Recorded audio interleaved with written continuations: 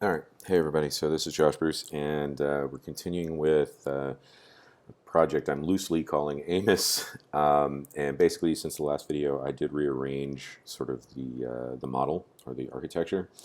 So, and this might feel a little strange to some because it's a blend of the architecture itself as well as the actual tech stack, right? So you can see we've got Laravel in the red-orange, eightfold. Original code is going to be in the teal, and Eventbrite is going to be a service that we use. A Stripe is going to be a service that we use, and so is MailChimp at some point. And I'm kind of digging this, but right now we're still sort of in the setup process. Now I don't want to go too far with the tech stack because I kind of have it in my head of how this is going to work, right? We're going to use Tailwind. If Livewire was alive and public, then we might actually grab that, but it's not yet, so we're just going to stick with the component and entities. And we're going to talk a little bit more about this component and entities set of libraries. And I also added basically a request comes in to the router. It's going to talk to a controller, maybe. Like all these lines are really fuzzy, and it's to balance out the trade-offs, right? So in a Laravel application, a lot of times what you'll see folks do is basically in their routes, I'm already here, in their routes they'll do something like route get, and then it'll be, vendor backslash project backslash some controller, and it'll be then the @ symbol and the name of a function, and all of that is basically a string that Laravel's router will use to sort of parse out and say, okay, I need to grab this class and it should have this function on it. I'm going to call that function and send in through the magic and mystery of the voodoo what I need to, and just bring something back. So of course that means that I have to go from where the route is, which is here, to where the controller is, which is up here, at least by default, right? And then if I override it, then I still have to go to a different file. And so what I've been practicing or playing around with is the idea of don't build a controller unless you have to.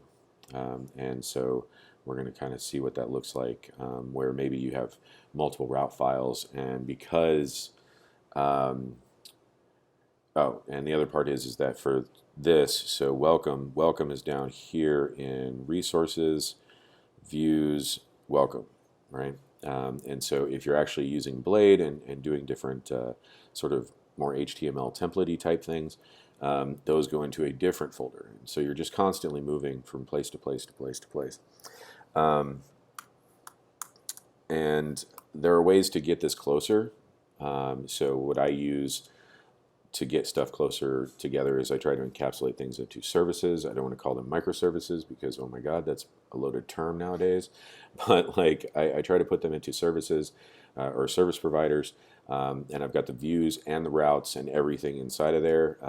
And we might end up doing that here, so that basically at the end of the day, I never have to go into any of these folders, right? I never have to go into the routes folder. I never have to go into the resources folder or the config folder or the bootstrap folder. Well, I never go in there anyway. And then the app folder. And that's sort of because Laravel is a general purpose framework that covers all the ground. That's sort of the first thing that I figured out that I needed to learn.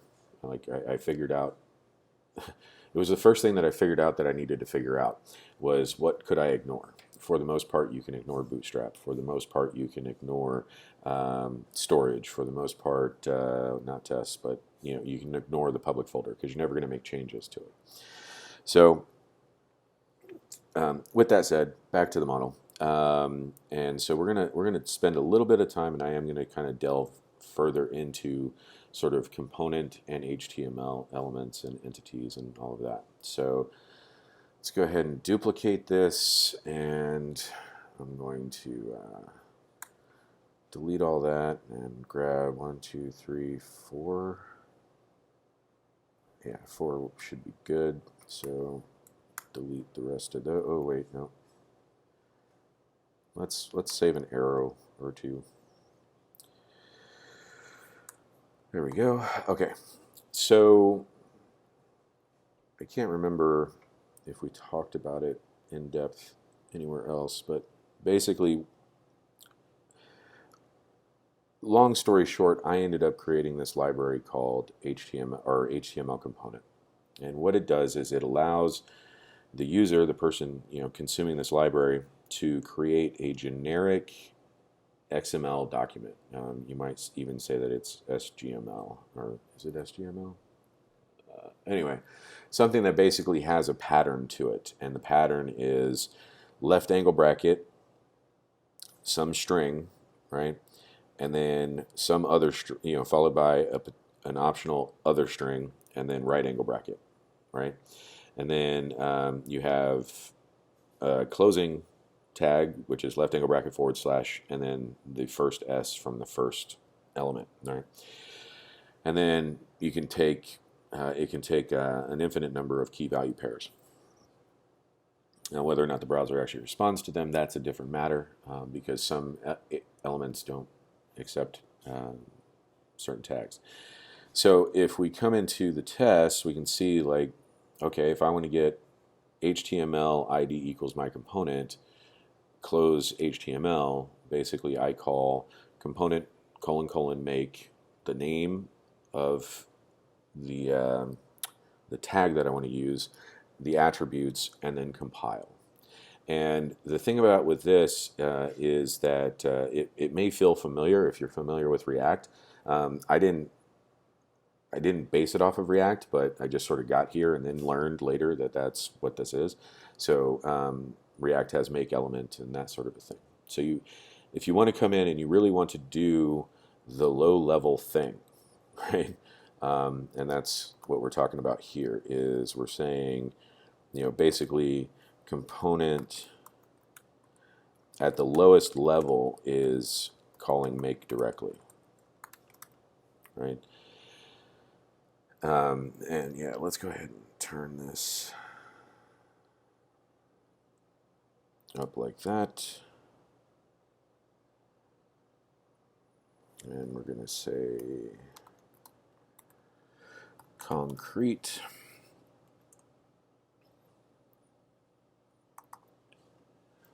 And we're just going to say that it's more abstract up here. So component make, that's the most concrete way that you can build something, and you can do it. It can have internal elements as well, right? So component make P, it doesn't have any attributes, but then you can also put a span inside of that, and it's just that same cycle over and over and over again. And I think one of the things that got me sort of,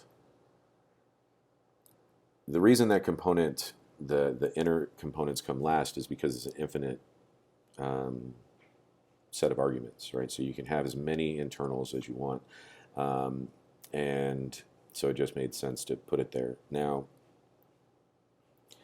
what I ended up doing is abstracting that, and basically what we end up with is more of just where you just come in through component itself, and it's going to grab everything, right? And so if we do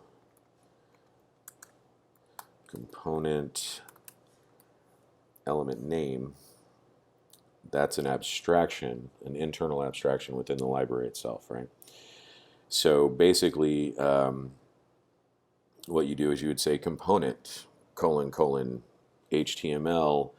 So this is the same two tests that we had in the previous example, right? So it's the same verbatim. So it's just teaching us the different way to interact with the API. So component : HTML, that gives us the HTML element, and then we say compile, and we can put the attributes inside of the compile function. And we do it by using key space value. So there's no equals, there's no double arrow, there's nothing like that. It's just, here's a string with a key space and the value. and then you'd put a comma and string, key, space, value.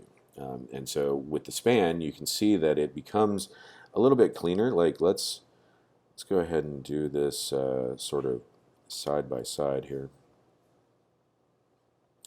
So component test, and I'm going to open this one over here. So as you can see, there's a little bit less text, and there's no arrays. Much it's the syntax is reduced as well, and the same thing with the p span. So basically, we say component : p. Inside of that, we have component : span. Inside of that, we have component : text, and it's just the string. And then we have compile at the end of that. And basically, what ends up happening is we go into the in order, right? So basically, PHP is going to go, okay, so I'm in P, let me look at the first argument. Well, the first argument is a function, it's span. Let me look at that first argument. Okay, it's component. And then we're going to call compile on that. And so basically, component text hello world becomes the first argument of span, which is a string that says hello world. And that's going to just, it rolls all the way back up, and then PHP would go to the next argument and do that again. So it's always starting from the deepest and pulling the string back up like a set of magnets. So that's component, and like I said, you can do an entire page. So this is an entire HTML element page. It's valid except the fact that it's missing a doc type. So it starts with HTML, it has a head, it has a title, it has a style, it has all these things, and then when we look at it of how that gets built, right, which I don't have on the other side, but when we look at how that gets built, we can sort of see that it's still readable as HTML for the most part, right? Because you got HTML, head, title, right, and things like that. And I can't remember what HTML simplifier this is, but it basically kind of looks like, you would do HTML and then colon, and maybe inside of square brackets you'd have some attributes, and then you feed it through a compiler and it converts it into just raw HTML. But again, like that's, at least in PHP, it would be pre-processing the preprocessor before the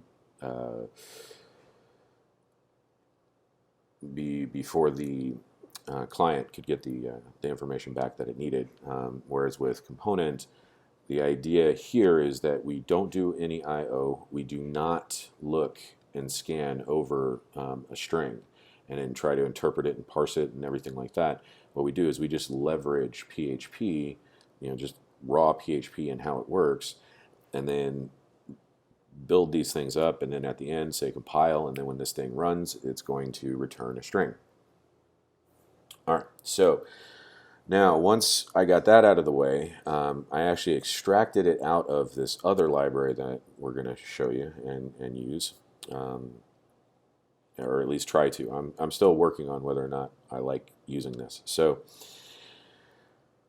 So once we had the ability to make a generic, any XML-based document, it was time for HTML. And so basically what we created was, just something that could handle HTML specifically. So it has all the HTML tags actually in a list. So if we look at HTML, right, basically you can just scroll down and you can see on the left-hand side every tag that you have available to you. And so the reason that we did this, or one of the reasons, was because it was actually a fascinating exercise. So there's that. But let's say we're in head. This actually mirrors the HTML specification, right? So if we actually come over here to the W3C HTML5 spec, and it's not updated for 5.2, but I haven't had a reason to make it updated for 5.2. So if we come in here and we look at, there it is, look at head in the documentation, you can see it says categories, and we have in here categories, and it's empty because it's none, and then contexts, right? Well, it goes inside the HTML context, the content model, and it's basically array merge of metadata and all sorts of other stuff, right? So basically, you can read this and it's pretty close to what you'll get from the actual HTML specification. So there's that. The other thing that we ended up doing, because now that these things are objects, right? Now that these tags are objects inside of PHP, and they're parent aware, they can actually look at what context they're in, right? Like where am I? Right? Am I in the HTML tag? And if I'm in the HTML tag, then does my content model include the HTML tag? And if it doesn't, then we make a little HTML comment that says, hey, I don't think DT goes inside of UL. And so that's kind of nice. But we also did that to further the abstraction, to hopefully further minimize. That's not what I was going for. There we go. Your interaction. So now you can see that we do HTML, but it's empty, and then we can add attributes. So instead of having to go through the compile function to add attributes, we can add attributes whenever we want to, and then we still hit compile, right? And we get sort of this nice clean, and we actually do have the doc type declaration here, but we get still have a clean interface, right? Same thing with HTML with the head and the title and everything. So seems to be relatively clean. With that said, there's certain things. So what is this? Let's do. So then we have elements. So this is HTML.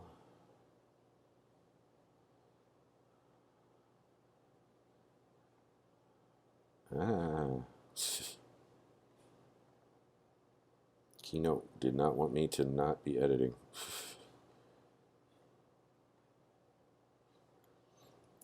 So we have elements.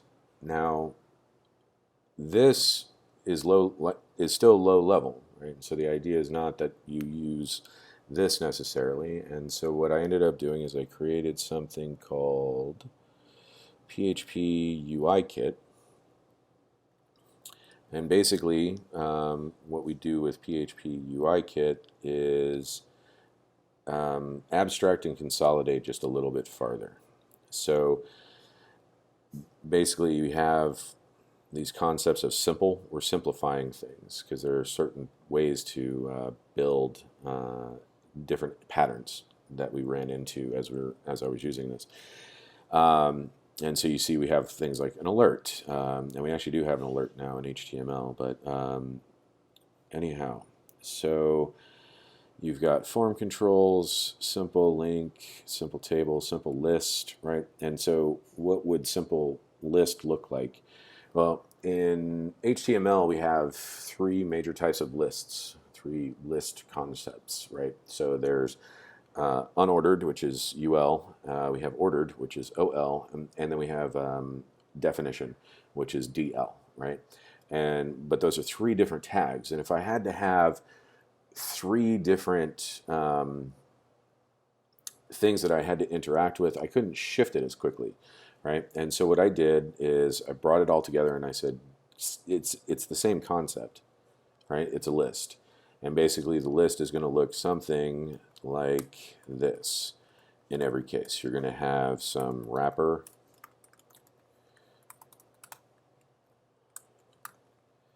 and then inside of here you're going to have some item.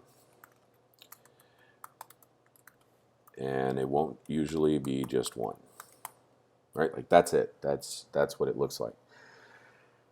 And so what really changes is it an unordered list or an ordered list, which it uses the exact same thing, right? Because it's UL and then LI, OL and then LI. Definition list is when it starts to get a little funky. And so the definition list, basically what it does is it says DL, DT, definition term, and then definition is the second one. So basically all the even number things, traditionally speaking, are going to be definitions, where the odd number things are going to, again, traditionally speaking, be terms. And so what I ended up doing is making it so that we could send as many strings as we want. So we're literally just writing out a list, right? So, UI Kit, : list, content as a string, hello as a string with apparently leet speak involved, and goodbye, and I'm not maintaining the double quotes. So anyway, so the idea is that once that prints out, it's going to be a list, and that's what the content's going to be. And you could still send in, you should still be able to send in just regular elements. But it just makes it a little bit easier, and so now we can basically do stuff like UI Kit list and have content, and then when we say compile, it's just going to be an unordered list by default. We can set the flag, we can change the flag to ordered, and it's going to recompile to be an ordered list.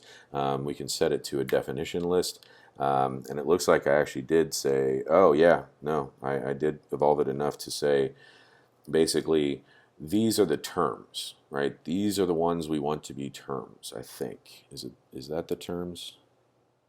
Definition terms, yeah.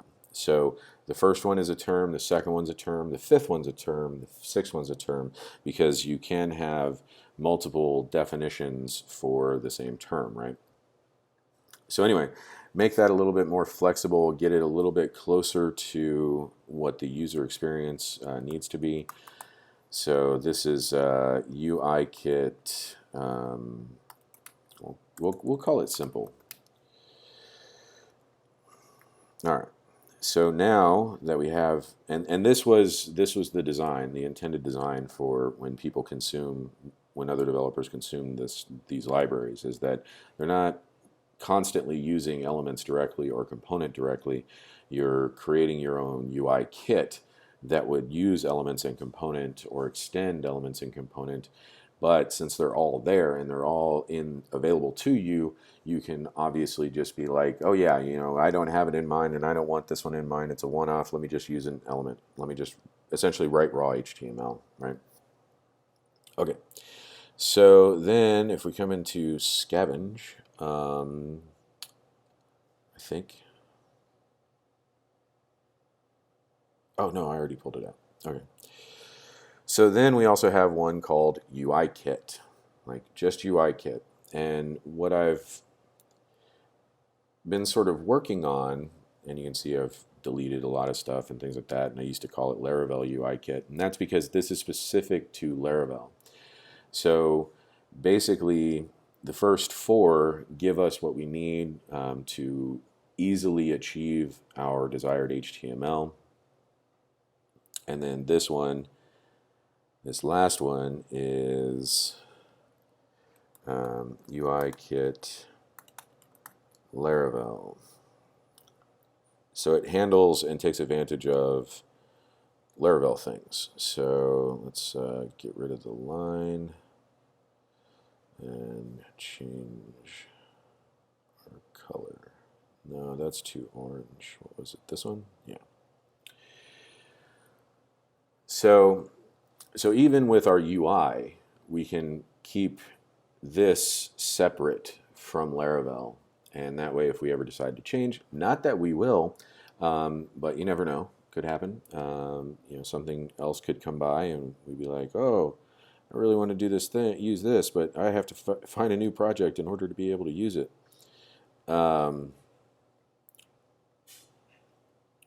Whereas instead we can, if we do this, we can even bring our UI with us. So what does UI Kit look like? Did that get launched in here? It did. Okay. So basically it has a web view, which is usually what I pass to Blade. is I basically just pass the web view that has all the components inside of it to Blade, and Blade says compile, and we go to town. And then inside of the form controls, and this is something that Blade can now do thanks to, I think, a contribution from Caleb, or the gentleman who's working on Livewire. But it handles errors a little bit easier. And so, because right now Blade has a very typical pattern of, do we have errors? Is it for this field? So on and so forth. And basically, what do we do with that? And so with the UI kit, I basically do the same thing, right? So I'm grabbing something from the global state, the session, and the get errors and new message bag, and if errors has name, then this error and errors, blah, blah, blah, right? So with this, it's just a little bit of a further extension to take advantage of things like that, right? So things that Laravel offers us that could be helpful and beneficial. And so I think there's, like the concept of input old, right? Being able to grab that old value. But if you notice, I'm extending the UI kit version, right? So I'm extending this version and just overriding compile, and I'm doing all the Laravel specific things before calling parent compile. So that's kind of where we're at. All right, and so what we're going to do is we're going to come in here. So that's sort of the overview, and hopefully we can get going on some of this here. So what I want to do is this is a composer package, or this is a PHP package, and we should be able to go with repositories : not curly braces, and I can't remember.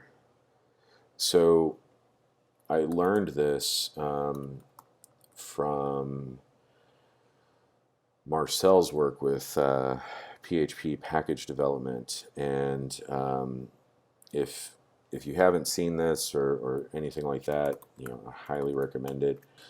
Now we need an object. Now we're going to do path, not plath. Good actor, but no, not what I'm looking at here. And when I was first started doing packages, this was killing me. Just like, how do I use it on my local machine without having to publish it anywhere?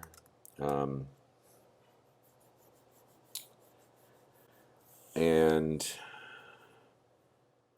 this may or may not work. Let's be clear.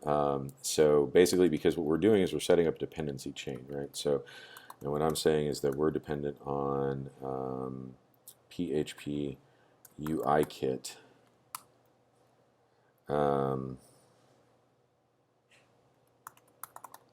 Okay, make changes. It's cool. And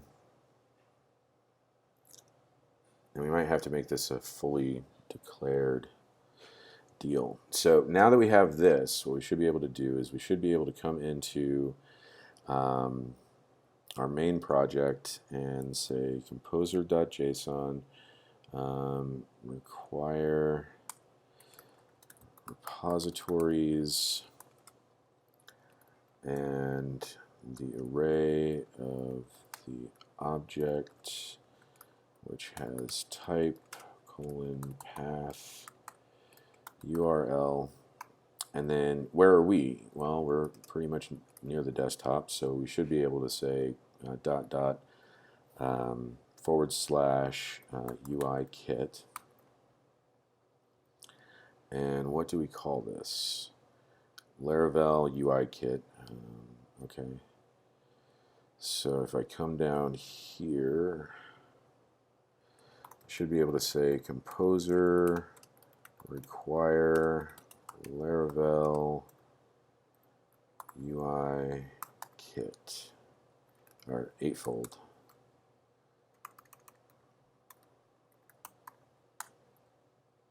Uh-oh. Did I forget to put a comma somewhere? Does not contain valid JSON. Require. Yeah, I forgot to put a comma there. Okay, let's try this. We'll come back to you later. Yes, it is Laravel Ui Kit. Okay. And so basically what Composer should be doing is it should be looking, when it looks at this Composer file, it should be looking at anything in the repositories that have a local path, and it should be going and looking for those. And then once it finds them, it should be bringing them in, and hopefully that actually is the case. Yeah. It has been updated. Yep. And so you can see with our Composer file, it has added that in there. And if we come over to eightfold, hopefully what we should see is we should see both UI kits come in. That's what we're hoping. But this is taking a little bit of time, which is fine, I think. Yeah, PHP Ui Kit is right there. And in theory, something failed. In theory, we wouldn't need to have PHP HTML or PHP component. So let's see. Installation request Laravel UI Kit dev master satisfiable by da da da. No matching package found. Alright, so looks like maybe does it have to be a fully qualified path? No. Maybe let's take out the repositories for now. Oh. Maybe, no, I have to, because I have to get out a UI kit as well, I think. Let's see if this works.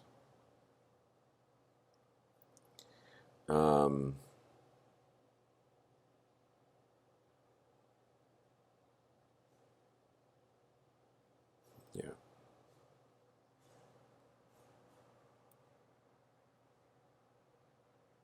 Because it has to do its dependency chain, which is to bring in the other repositories. Maybe. Could be wrong.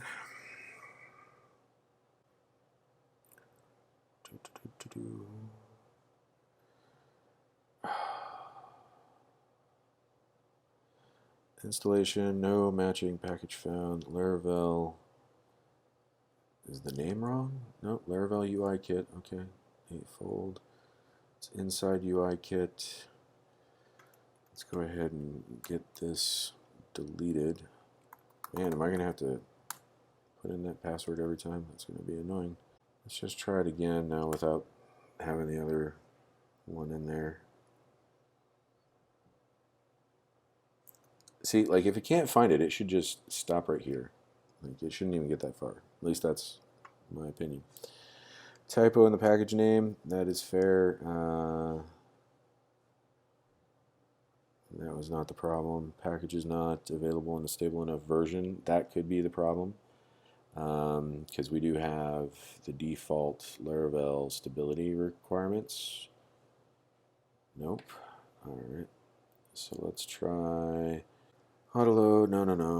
Minimum stability dev, prefer stable. I mean dev should be good. I'm just going to get rid of prefer every time, so should be good. It's a private package and you forgot to add a custom repository to find it. No, because it's not actually a repository, it's a local folder.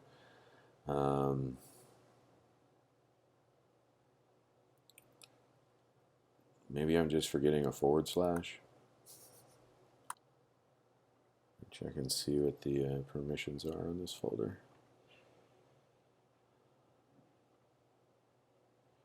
Read, write, read only.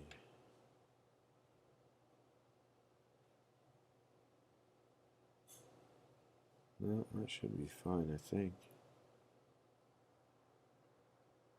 And that's sort of the normal deal, is it not? Yeah.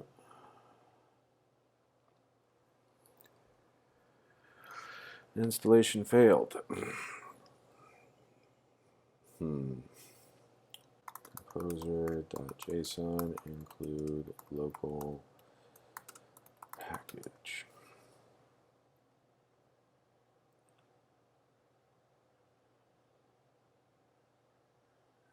You can use Composer's repositories feature, right? Type URL, path.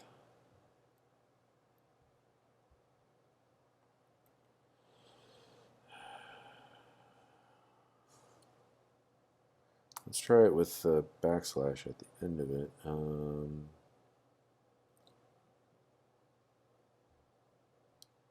Type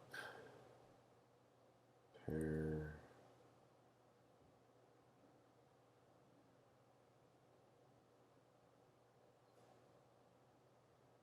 Bet if we throw in a version number.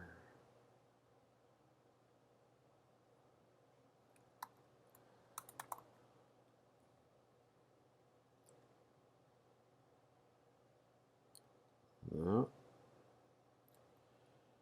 This seems to imply that it can do the thing.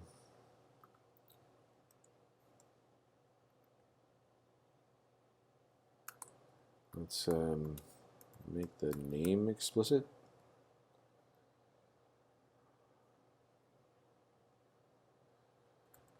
Name eightfold Laravel Ui Kit.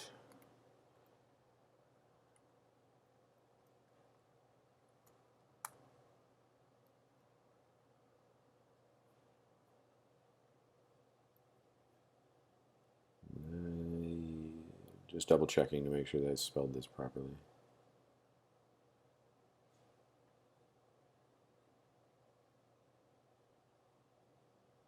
I can use an 8 at the beginning of that, can't I?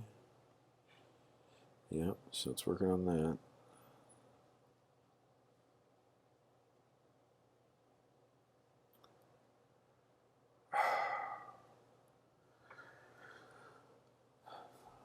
All right, so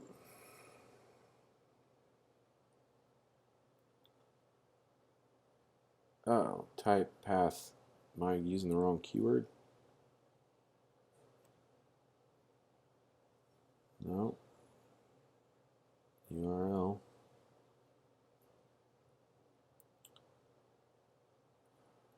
Type path URL dot UI kit, which should be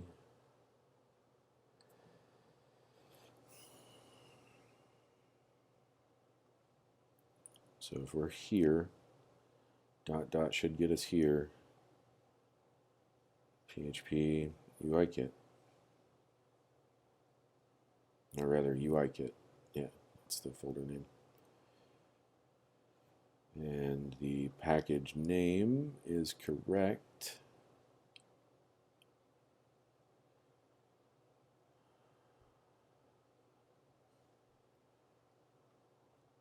Let's get rid of this.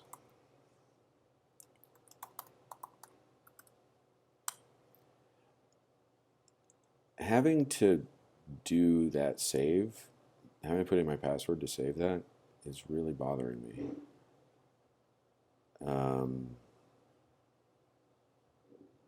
Yeah.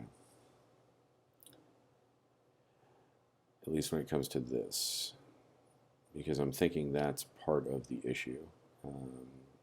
So let's try this. Copy desktop, because I dragged this from my other profile. Oh wait, I should already have a temp folder, because I decided to make that a long time ago. All right, so temp UI kit, and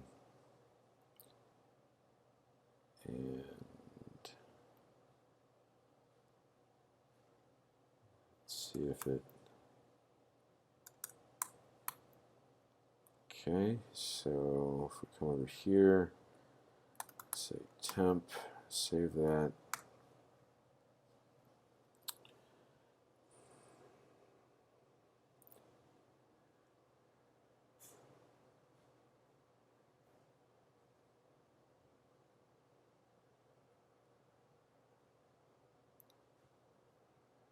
If that doesn't work, what I'm going to do is try a different version, and then if that doesn't work, then I'm just going to probably do it offline, and or probably get it to work off camera and then tell you guys next time. All right, so that worked. Yeah, it had something to do with the folder permissions on that thing, and so you can see we've got Laravel UI Kit. Okay, so let's do this then. All right, so I'm going to delete this folder, and then I'm going to create a new folder, just call it UI Kit. I'm going to come into temp, and I'm going to copy, paste those in there, and move those to the trash. We'll probably run into the same problem with this other folder, so let's go ahead and move those into temp and create another folder called PHP Ui Kit, and then take temp and bring that over to here. Okay, and then if we come into UI Kit, let's go ahead and open that in Sublime Text, Composer, repositories, curly braces, type, colon, path, comma, URL, up one, and it's going to be UI Kit or PHP Ui Kit. So now, if we come over here and do Composer update, hopefully it'll find that, and if it doesn't, then we'll just reinstall. Well, that's doing that. I'm going to look over here. So it won't be UI Kit, it'll be Elements, or rather, it won't be Laravel UI Kit, it'll be the PHP Ui Kit. And what I mean by that is we should be able to come in here. Let's check what we got. Stuff is happening, which is good. Let it keep happening. So basically, yeah, this is what we should have. We should be able to get rid of the references to PHP HTML and HTML component inside of this, which will basically just leave us with yeah, the Laravel UI Kit, but basically we'll have all four libraries over here. So that update did not work, which is fine. So what we're going to do is we're going to test this theory. Go here. So PHP Ui Kit already has PHP HTML 3.0, which will have its dependency on HTML component. So in theory, we should be able to just bring in this one line and get all four of these. So let's go ahead, and I'm going to delete this. I'm going to delete that, delete this, and we're going to say Composer install. I don't think I need to do install, but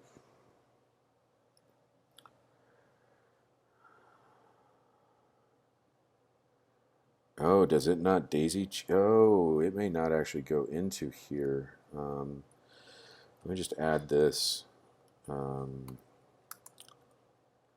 to. So that's UI Kit. Oh, it's because it's not required. So it's not in our list of requireds. So let's go over here and come into requireds, UI Kit Dev Master, but we're going to change it to PHP. Yeah, and I'm going to go ahead and put name in here just because. So eightfold PHP UI Kit. So let's try this again.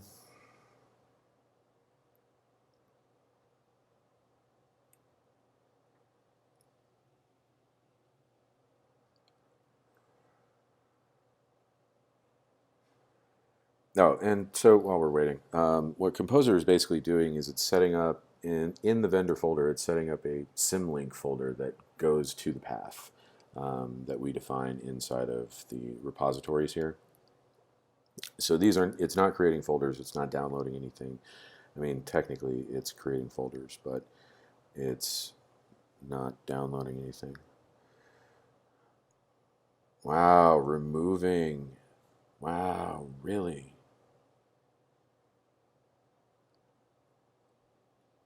Laravel Ui Kit has a requirement, does it not? It does, for PHP Ui Kit Dev Master, which is this. Dev Master has a requirement for eightfold PHP HTML 3.0. So not really sure why that's not working, but we're just going to skip right to the end. So do that.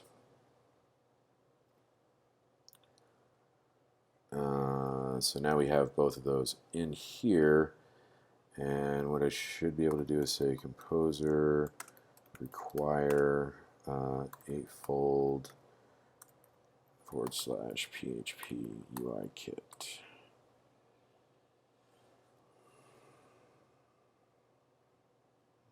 See if that finds things.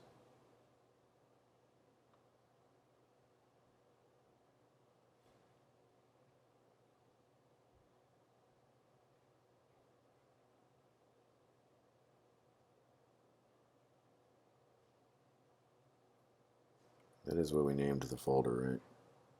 Yeah. It doesn't make me have to use my password to save, right? Okay. Man, what is going on?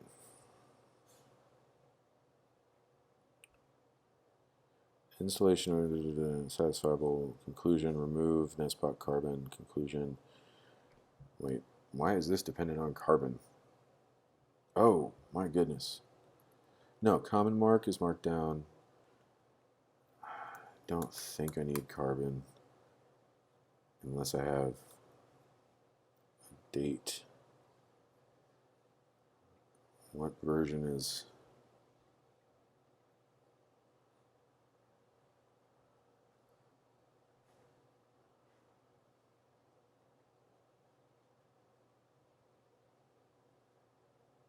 What version is Laravel dependent on?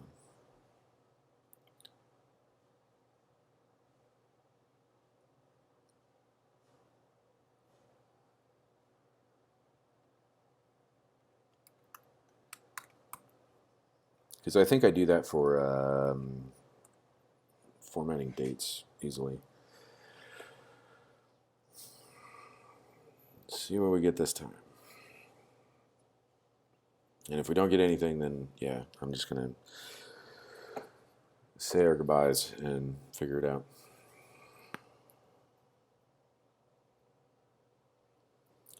Oh, and because by the way, so with PHP UI Kit, because a lot of times we're also not dealing with just short text. This also has the ability to take in Markdown. So that's what Common Mark is all about. And so basically, you can store Markdown inside of the database, and then use UI Kit and just say, here's my markdown, and it will compile that HTML itself. Oh, hey, look at that. Oh, it worked. Okay, so I mean, it didn't totally work, but it worked. So I'm happy with this. And yeah, so without further ado, I want to thank you for making the time, and I'll see you around.